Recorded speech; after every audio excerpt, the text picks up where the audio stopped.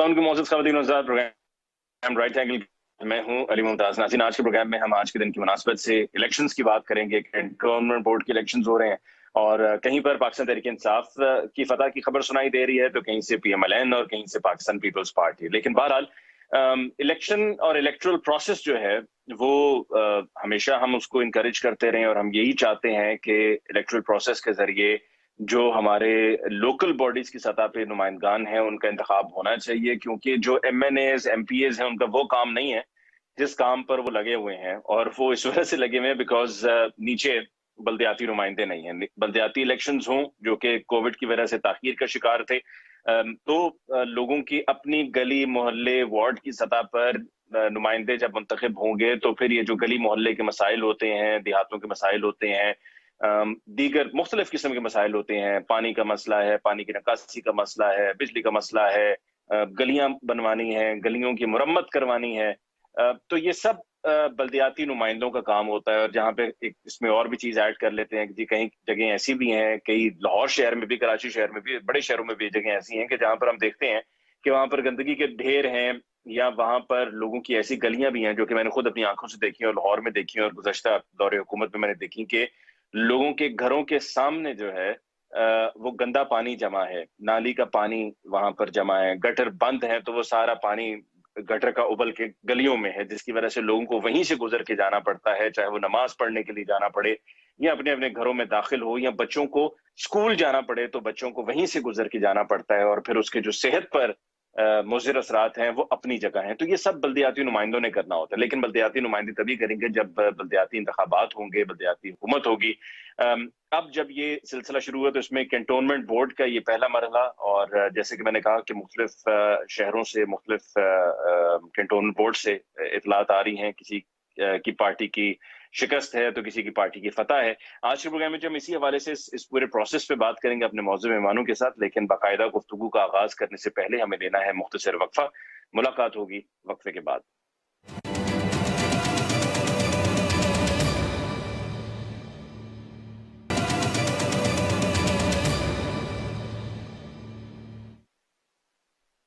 वक्फे के बाद ये दफा फिर आपकी खिदमत में हाजिर। कुछ वजूहात की बुनियाद पर हमें जरा तफसीली वक्फा लेना पड़ा, एक्सटेंडेड वक्फा लेना पड़ा, लेकिन बहरहाल आपकी खिदमत में हाजिर। हमारे साथ ही मौजूद हैं PMLN से गौस खान न्याई साहब। न्याई साहब आपका बहुत बहुत शुक्रिया कि आपने हमें ज्वाइन किया, पाकिस्तान पीपल्स पार्टी से हमें ज्वाइन किया है। नदीम असगर कायरा साहब ने, कायरा साहब आपकी बहुत बहुत शुक्रिया for joining the show tonight. Kaira साहब, कैंटोनमेंट बोर्ड के इंतखाबात और एक ऐसे माहौल में हो रहे हैं कि जब हम EVM की बात कर रहे हैं, हम इलेक्टोरल रिफॉर्म्स की बात कर रहे हैं, ऑपोजिशन की तरफ से इल्जामात लगाए जा रहे हैं गवर्नमेंट पे कि जी ये इलेक्शन चुराने का एक और हरबा है गवर्नमेंट का, जिसको गवर्नमेंट ये लेकर आना चाह रही है इसलिए ताकि अगले इलेक्शंस को मैनेज किया जा सके। तो इलेक्शंस की मैनेजमेंट तो हमेशा से होती आई है और ये हम जानते भी हैं कि इलेक्शंस में क्या क्या कुछ होता है। आज भी हमने देखा कि बहुत सी ऐसी जगह थी जहां पर मारधाड़ हुई और एक दूसरे पर डंडे सोटे चले, और वहां पर एक अजीबोगरीब माहौल था, फिर पुलिस को आकर इंटरफेयर करना पड़ा और पुलिस की इंटरवेंशन से फिर सूरत हाल को कंट्रोल किया गया। तो क्या हम समझते हैं कि हम कुछ ये इलेक्शंस का, जैसे जैसे हम इलेक्शंस में आते हैं और उसमें से गुजरते हैं, हम कुछ सीखते भी हैं, या हम नहीं सीखते, बस वक्त आता है हम उस दिन को टपाते हैं और फिर इसके बाद हम आगे निकल जाते हैं और जो हुआ सो हुआ, वो माजी की बात हो जाती है? बिल्कुल आपने बजा फरमाया है कि हमने कभी सीखा ही नहीं है। इस जब तक जो प्रोसेस है उसको चलने नहीं देंगे, हर 5 साल बाद 10 साल बाद उसको रुकेंगे, तो आप कैसे उससे कुछ सीख सकते हैं? देखें ना, इमरान खान साहब आए, उन्होंने कहा कि मैं लोकल बॉडीज की बुनियाद पर इलेक्शन जीता हूँ KPK से, और संजीदगी आप देखें कि जो निज़ाम है वो बलोचिस्तान में 3-3.5 साल से वो अपनी मुद्दत पूरी कर चुका है, KPK में 1.5-2 साल से अपनी मुद्दत पूरी कर चुका है, लेकिन वहां पर उन्होंने इलेक्शन नहीं करवाए। और पंजाब पे आ जाए, सिंध में अपना उन्होंने, सिंध गवर्नमेंट ने उन्हें अपना टेन्योर पूरा करने दिया। पंजाब में आए, पंजाब में उन्होंने लोकल बॉडीज को पहले तो टर्मिनेट किया, फिर सुप्रीम कोर्ट ने बहाल किया, और आज उसके ऊपर भी ना फंड्स दिए जा रहे हैं ना कुछ किया जा रहा है। बुनियाद क्या है कि इन अदारों को कभी भी किसी भी सियासी जमात ने दिल से कबूल ही नहीं किया और उनके नुमाइंदों ने भी उसको कभी नहीं कबूल किया।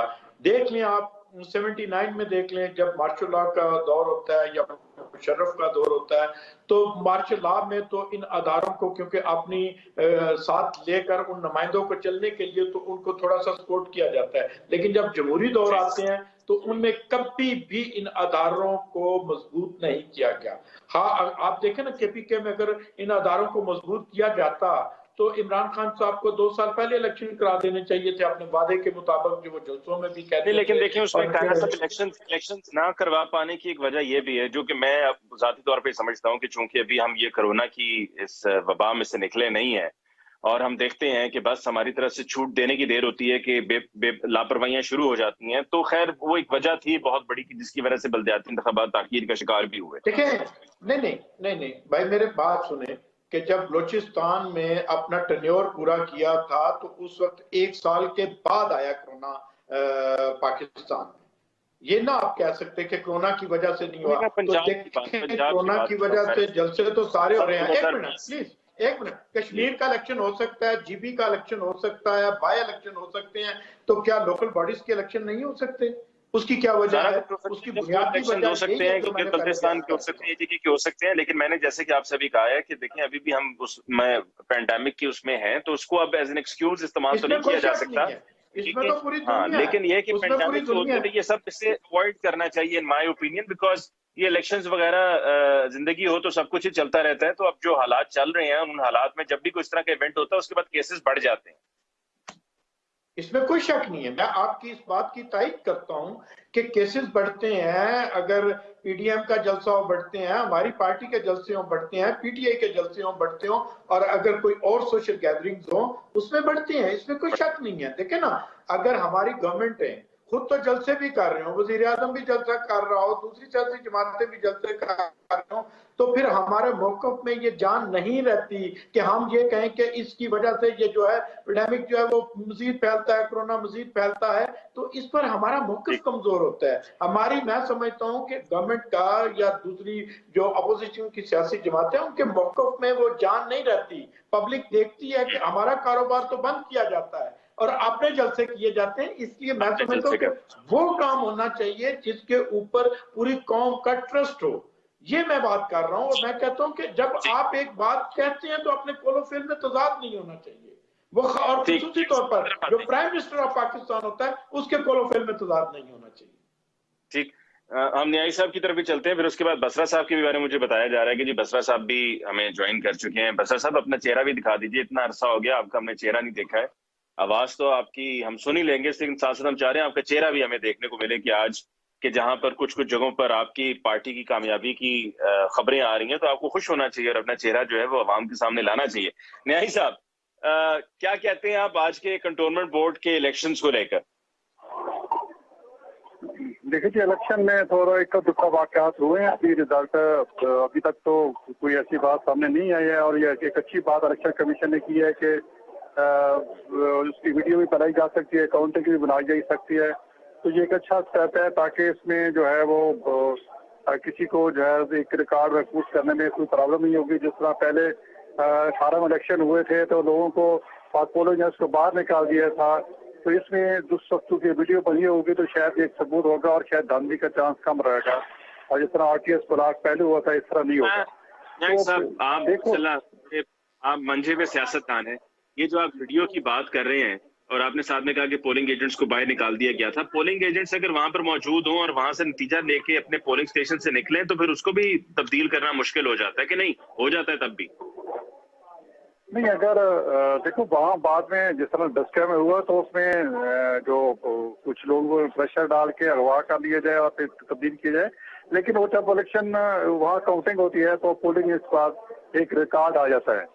तो जो डस्का का जो इलेक्शन था जिसमें हुकूमत इलेक्शन कराने की कोशिश की थी और रिजल्ट तब्दील करने की कोशिश भी की थी, और फिरदौल इश्तिक़ामान ने ट्वीट भी कर दिया था, लेकिन चूंकि हमारे पास जो सबूत था हम लेके वो प्रिजाइडिंग अफसर के पास, रिटर्निंग अफसर के पास गए और फिर उस रिजल्ट को उन्होंने उसको रोक लिया था और फिर दोबारा इलेक्शन और हम जीत गए। तो इस तरह बात यह है कि जिस तरह पहले बात हुई है कि प्रोसेस को चलने दे दिया है, और जहां तक ईवीएम मशीन की बात है, जब तक इस पे कंसेंसस सबका नहीं होता, सबके तफावत दूर नहीं होते, क्योंकि इलेक्शन कमीशन जिसने ये इलेक्शन कराना है अगर वो भी इस पे एहतजाज कर रहा है कि ये प्रोसेस नाकाबिले जो है वो अमल है और इसमें सिक्रेसी नहीं रहेगी और बहुत से इसमें धांधली का चांस है, तो मेरे ख्याल में हमें उसकी बात माननी चाहिए और इसके तफाज़ात हैं। अच्छा, वैसे हमें सब अब ये नहीं सोच लेना चाहिए, हमें क्या अब इस पर इत्तेफाक नहीं कर लेना चाहिए, क्योंकि देखें धांधली जो पहले होती आई है और जिस धांधली का रोना हम पहले रोते आए हैं और जिस पर हम सब जो है वो चीख चिल्ला उठते थे कि हम कहते थे कि जी धांधली हो गई और वोट चोरी हो गया, तो इसके जरिए अगर कंपैरेटिवली कम चांसेस हैं तो क्या ये बेहतर नहीं है? ये बहुत चांसेस है इसके जरिए, क्योंकि एक तो वोटर की ट्रेनिंग जो है वो भी नहीं हुई है। अब इंडिया की मिसाल देते हैं तो इंडिया में 20 साल लगे इस प्रोसेस को शुरू करने में। पहले उन्होंने एक सूबे में किया, कुछ हज़ार में किया, फिर पूरे सूबे में किया, फिर इस तरह बढ़ाना चाहिए अगर शुरू ही करना है। लेकिन हमें तो इब्तिदा से इस पे तफाज़ात हैं। कब बैलेट बॉक्स में वोट डाले जाएंगे, अब वो रिजल्ट होगा या वो जो ईवीएम मशीन जो कैसे बटन दबाएंगे रिजल्ट आ जाएगा, वो उसकी कोई अफादियत होगी। तो बहुत सारे सवालात हैं। सबसे बड़ी बात यह है कि जिस इलेक्शन कराने हैं वो कह रहे थे कि हम इस तरह लोगों को मुतमईन नहीं कर पाएंगे। अगर वो करते हैं तो फिर उल्टा इल्जाम लगाते हैं कि चूंकि वो राजा साहब की जो है मियां साहब के साथ तल्लुकात हैं, दोस्ती उसके इशारे पे कर रहे हैं। भाई राजा साहब का नाम तो प्राइम मिनिस्टर इमरान खान ने पुट अप किया था और हमें उसको मंजूर किया था। अब इमरान खान तो अपने बंदे जो है उससे उसको धमकियां दी जा रही हैं और कहा जा रहा है कैसे इदारे को जला देना चाहिए। उसके लिए धमकियां जब दिए जाएंगी तो मुल्क में एक ही फिजा हुकूमत चाहिए कि माहौल को कूल डाउन करे, अपोजिशन को रिस्पेक्ट दे, साथ बिठाए और उसके साथ फजा दूर करे, तो ये मसला हल हो सकता है। मशीन में टेक्नोलॉजी इसमें तो बल्कि नेशनल इशू है, सबको इकट्ठे बैठना चाहिए for a better future, for a better Pakistan, for a better electoral process. Basra साहब आपकी तरफ आते हैं। मैं तो सोच रहा था आपका चेहरा भी साथ में देखने को मिलेगा और साथ में फिर हम आपसे कुछ मीठे मीठे सवालात भी पूछेंगे और आपकी जहां पर कामयाबी हुई है वहां की मुबारकबाद आपको देंगे, जहां पर आपका कैंडिडेट नहीं जीत सका वहां पर आपके साथ अफसोस का इजहार भी करेंगे। लेकिन बहरहाल आपकी आवाज से फिलहाल हम गुजारा कर लेते हैं। ये इलेक्टोरल प्रोसेस को बेहतर बनाने की कोशिश तो हम हमेशा से करते आ रहे हैं और सभी कहते हैं जी हम इसके लिए बिल्कुल पूरे इसमें आपके साथ शामिल हैं और हमारी भी ख्वाहिश है कि हो, लेकिन फिर अमलन ऐसा होता नहीं है। अब ये कैंटोनमेंट बोर्ड के भी जो इलेक्शंस हो रहे हैं इसमें भी आवाजें आएंगी कि जी धांधली हुई है, वोट चोरी हुआ है। फिर उसके बाद एक सिर्फ पोलिंग डे पे नहीं, पोलिंग डे से पहले भी प्री पोल मैनेजमेंट होती है जिसमें फिर वो रकम तकसीम करने की भी आवाजें आती हैं कि जी फलां कैंडिडेट रकम तकसीम करता फिर रहा था, थैले तकसीम करता फिर रहा था, कोई किसी के घरों में जाके मोटरसाइकिलें दे रहा है, फ्रीजर दे रहा है वगैरह वगैरह। तो ये कैसे ठीक होगा? भाई मुमताज साहब, पहले तो देखें इलेक्शन में हार जीत जो है ना वो एक सिस्टम का हिस्सा है। कभी कोई जीत जाता है, कभी हार जाता है। बदकिस्मती हमारी यही है कि जब से पाकिस्तान में इलेक्शन हो रहे हैं किसी ने आज तक अगर हार गया है उसने अपनी हार को तस्लीम नहीं किया। उसने कहना शुरू कर दिया सिलेक्टेड है, वोट चोरी हो गए हैं, चीजों फरोख्त हुई है, मेरे लोगों को बाहर निकाल दिया गया है। देखिए उसका अली मुमताज करते हैं ना, अली मुमताज साहब मेरी गुजारिश, देखिए ये तमाम बातें एक दूसरे को हम पॉइंट स्कोरिंग करते रहेंगे तो कोई फायदा नहीं होगा। हम अब वो जो एक गला सड़ा बदबूदार निजाम है उसको हमें चेंज करना होगा और अगर ये चेंज नहीं भी करेंगे तो हमने उसको करना है। ये बिल्कुल क्लैरिटी है। ये जब तक जीतेंगे नहीं, वज़ीर आज़म नहीं बनेंगे, वजीर नहीं बनेंगे, वज़ीर आला नहीं बनेंगे, उस वक्त तक ये इलेक्शन को नहीं मानेंगे। ये उसी वक्त तक इलेक्शन को मानते हैं जब ये जीतते हैं। तो हमने ये फैसला कर लिया है। ईवीएम मशीन वो पूरी दुनिया के अंदर जहां मसाले देते हैं कि अमेरिका की जमहूरियत को देखें, यूके की जमहूरियत को देखें, भाई इनको 50 दफा कह चुके हैं, सेशन बुलाया है, वहाँ हमने कमेटीज बनाई है कि आए हमें तजावीज तैयार हैं। ये आपको ये बिल पास नहीं करने देंगे? बिल पास करेंगे। या ये वही बात है कि मुंह पे इस्तीफे मारेंगे, इधर से उधर कर देंगे, थड़थलियां डाल देंगे, यहाँ पे पता नहीं कब्रें खोद देंगे। छोड़ दें इन बातों वाली मुमताज, ये मज़ाक़ खेज़ बातें हैं। इनको डोंट टेक देम सीरियस। आपने इनका माजी 2 साल का नहीं देखा? इमरान खान सुबह नहीं होगा, रात नहीं होगा, हम ये जनाब सेनेट का जो वोट ऑफ नो कॉन्फिडेंस आ गया ये खत्म हो जाएगा, चेयरमैन नहीं रहेगा, अब हमारा वजीर आजम का इस्तेमाल आ जाएगा, आपस में जूतों में गाल बट रही है, एक दूसरे को गालियां दे रहे हैं। छोड़े इन बातों को। मैं आपको सिर्फ ये अर्ज करना चाहता हूँ कि इसका एक ही हल है और वो हल है कि जो आज पूरी दुनिया राइजल निजाम है वो है EVM machine. EVM electronic machine पे तक हम ट्रांसफर नहीं होंगे उस वक्त तक ये बातें चलती रहेंगी। लेकिन मैं अपोजिशन को ये कहना चाहता हूँ, अगर आप प्यार से मान जाएंगे, हमारे साथ बैठ के गुफ्तगू करेंगे तो फिर भी हो जाएगा। अगर आप रोएंगे, चीखेंगे, आप कहेंगे कि हमारे एक एक हल्के में 15-15, 20,000 जाली वोट पड़े, उनका क्या बनेगा? भाई ये तो कानून पास होने जा रहा है, ज्वाइंट सेशन आ रहा है, उसके अंदर तजावीज दें। आए मेरे साथ मीडिया का मेरे साथ बैठ जाए, बताएं मुझे ईवीएम में इनको तकलीफ क्या है। सिर्फ तकलीफ यही है कि जिसको वोट डालना है उसको निकलना है। इनको पता है कि हमारे वो जो हमने 4-4 बारियां लगाई हैं, जिस तरह वोटर लिस्ट बनाई है। असरा साहब, आप इतने कॉन्फिडेंट कैसे हैं और कैसे सिस्टम को आप लेके आ रहे हैं जिसमें अगर कभी आपका कोई मूड बनता है, कभी मूड बन जाता है ना बंदे का, कभी बन ही जाता है बंदे का मूड, तो अगर आपका मूड बनता है तो वो उस पर फिर आप कुछ कर नहीं सकेंगे। तो ऐसा क्या है, इतने आप क्यों इस पे डटे हुए हैं कि जी हमने ये सिस्टम लेकर आना है? सुन ले, आइडियल यही है कि हम सब लोग मिलजुल कर अपना इनपुट दें, निजाम को बेहतरी के लिए तजावीज दे सकते हैं वो दें, उसके लिए फोरम मौजूद है। हमारे पास कॉन्फिडेंस क्यों है? नून लीग के बहुत सारे लोग हमें वोट देंगे, इसके ऊपर पीपल्स पार्टी के वोट देंगे, अपोजिशन वाले वोट देंगे। ज्वाइंट सेशन आ रहे हैं, आप देख लीजिए क्या पहले ऐसे नहीं हुआ कि प्राइम मिनिस्टर को वोट जब वोट ऑफ कॉन्फिडेंस लिया पहले से ज्यादा मिले? अभी तो हालात ही हो रहे हैं। इसलिए मैं कॉन्फिडेंट हूँ कि इस निजाम को वो लोग जो निजाम में शफाफियत चाहते हैं, जिनकी हलकों के अंदर ग्रिप मौजूद है, वो भी ये चाहते हैं कि हम लोग इतनी तगदो करते हैं, इतना पैसा खर्च करते हैं, फिर एंड ऑफ द डे हमें जाके अपील में जाना पड़ता है, ट्रिब्यूनल्स में जाना पड़ता है। तो क्यों ना ऐसा साफ और शफाफ निजाम लेकर आए जिसपे हर किसी को इत्मीनान हो। चलें, आपने कहा जी ऑपोजिशन को तकलीफ क्या है, जरा खुल के पूछेंगे अभी कायरा साहब से भी और न्याय साहब से भी कि जी आपका ये जो इस्तेमाल किया हुआ लफ्ज है कि जी तकलीफ क्या है, वो तकलीफ क्या है। लेकिन उससे पहले हम जी ब्रेक ले लें, ब्रेक के बाद लौट के आएंगे, डिस्कशन को कंटिन्यू करेंगे।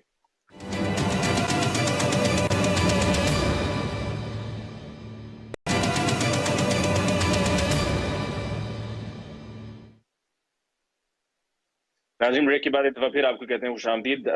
वक्फे के बाद गुफ्तगू को आगे बढ़ाते हुए अब कायरा साहब की तरफ जाते हैं। कायरा साहब, आपने वक्फे से पहले बसरा साहब की राय सुनी, वो कह रहे थे हम ये बिल पास करके ही रहेंगे और अगर ऑपोजिशन कहती है कि हम ऐसा नहीं होने देंगे तो उन्होंने जो पहले करते रहे हैं या जो उन्होंने पहले रोक लिया वो सबके सामने है कि कितना रोका और कैसे रोका।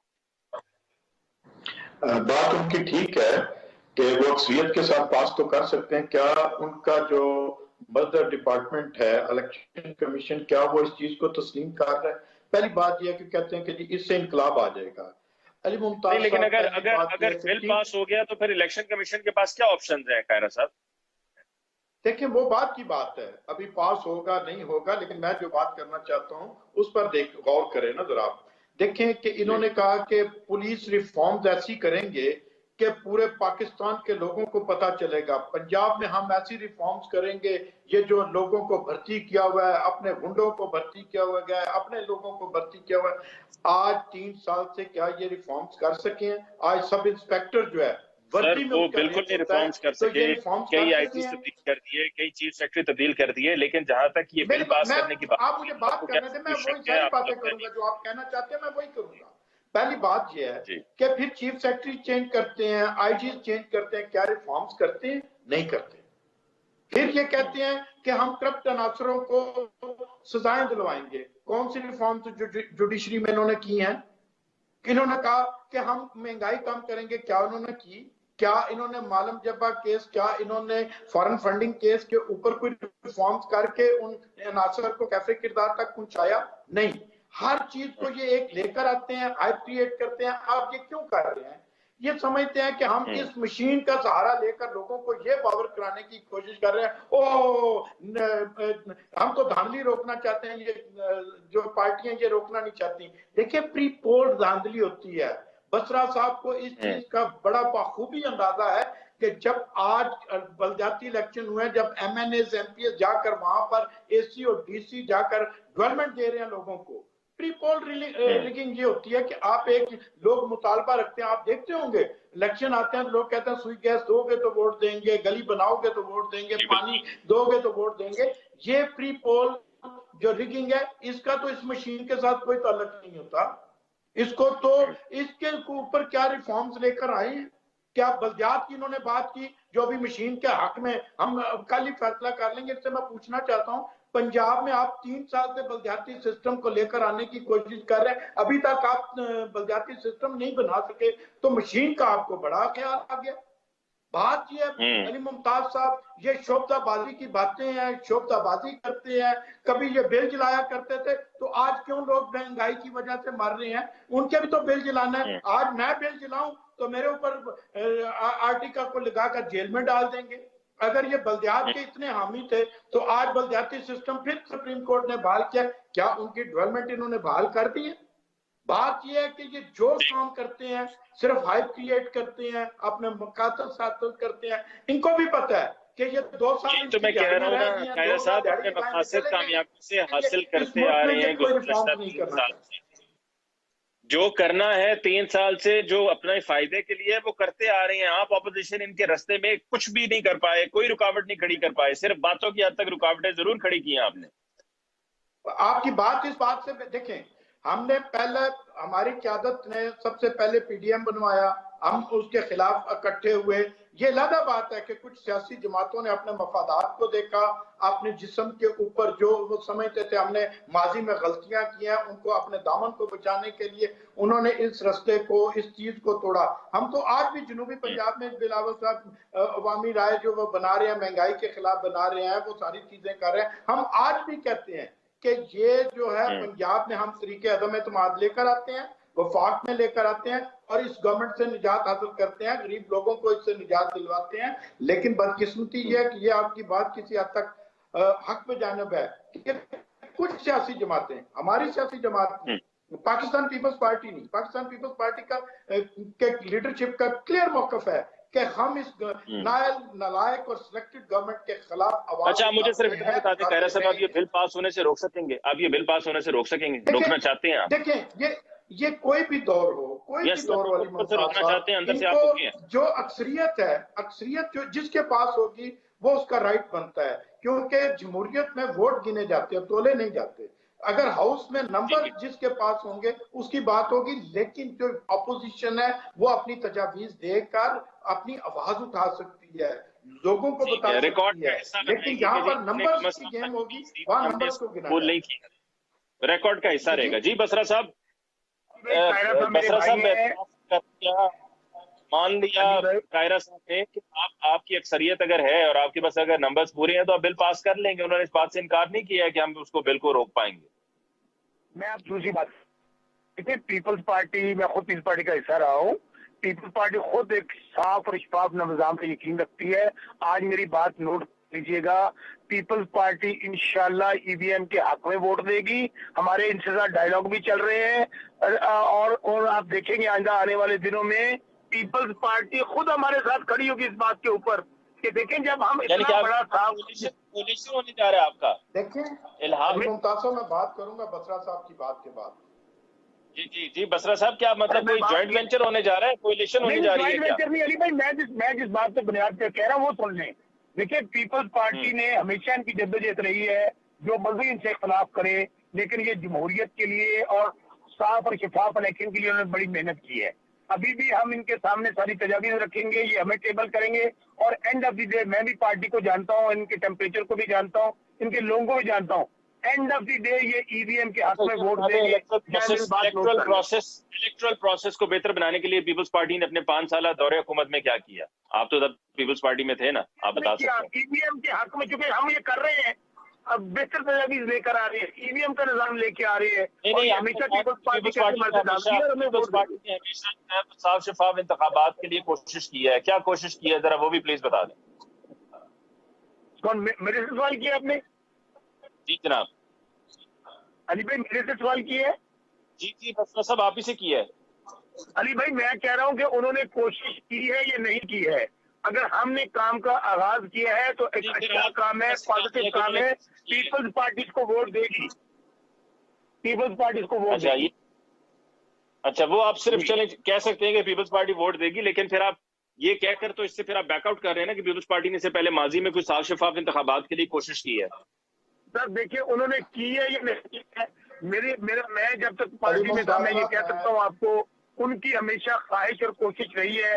वो कहते थे, अलग इनके बयान निकाल लें कि नून लीग हमारे साथ धांधली करती रही है, हमारे खिलाफ जो आमरीत थी उन्होंने धांधलियां की है, हमें बेहतर निजाम चाहिए। ये मुझे आज भी हमेशा हमें पार्टी के अंदर भी ये बात बताई जाती थी, जो आज भी जो मैं आपको बात बता रहा हूँ, कायरा साहब मेरे भाई हैं, जब ये इनकी अब आगे मीटिंग चलेंगी, जब सिलसिला आगे बढ़ेगा तो पीपल्स पार्टी मजबूर होगी ईवीएम को वोट देने में। हमारे पास 30 सेकंड जी, मुझे शार्प क्लोजिंग करनी है। आप आखिर में कुछ कहना चाह रहे थे, प्लीज कह दीजिए।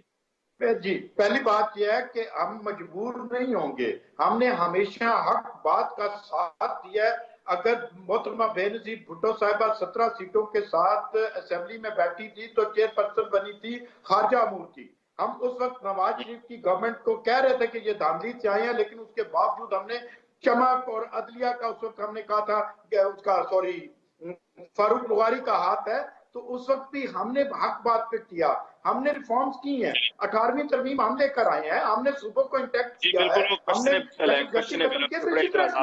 हम हक बात पर हर अदारे के साथ बैठेंगे, हर सियासी जमात के साथ बैठने के लिए तैयार। ठीक है कायरा साहब, प्रोग्राम का वक्त खत्म हो गया। आपका शुक्रिया अदा करता हूँ। बसरा साहब, आपका बहुत बहुत शुक्रिया। न्याय साहब बड़े कम वक्त के लिए आए, लेकिन उनका भी हम शुक्रिया अदा करते हैं कि उन्होंने आज के प्रोग्राम के लिए हमें ज्वाइन किया।